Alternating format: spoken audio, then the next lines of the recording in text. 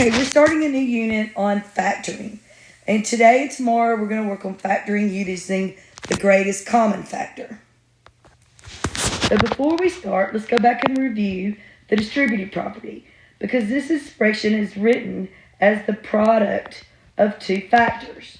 So when we distribute, we get 6x, and when we distribute again, we get negative 15. So the first expression is written as the product of two factors, and the second expression is simplified. So let's think about factors. What are my factors of 10? Here's another example. What are factors of 8?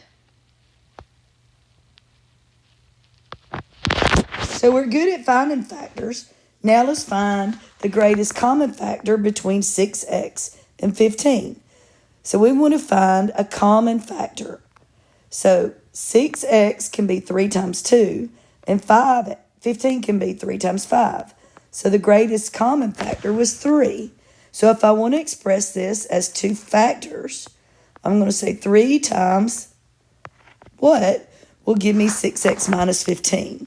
So to figure it out, you're going to divide both terms by your greatest common factor. 6x divided by 3 is 2x, and negative 15 divided by 3 is negative 5.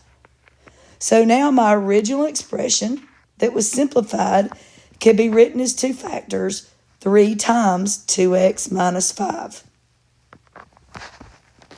Let's try another one. My greatest common factor between 10m and 15.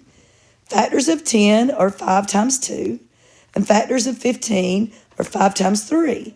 So my greatest common factor is 5. So to express this expression as two factors, I'm going to take my greatest common factor, and I'm going to see what do I have to multiply it by to get 10m plus 15. To do that, I'm going to divide both terms by my greatest common factor. So 10m divided by 5 is 2m, and 15 divided by 5 is 3. So my original simplified expression can be written as the product of two factors, 5 times 2m plus 3. The last example, factor using the greatest common factor. So I look at my terms. I have 3x squared and 12x. The factors of 3x squared are 3xx, and the factors of 12 are 3 times 4. So my greatest common factor is going to be 3x. So I'm going to write it as the product of two factors. So I take my greatest common factor, and I see what do I need to multiply it by. So if I divide both terms by 3x, and remember, x squared is just simply x times x. I can eliminate my 3's. I eliminate an x, and that leaves me x. I divide. 12 divided by 3 is 4, and my x's eliminate.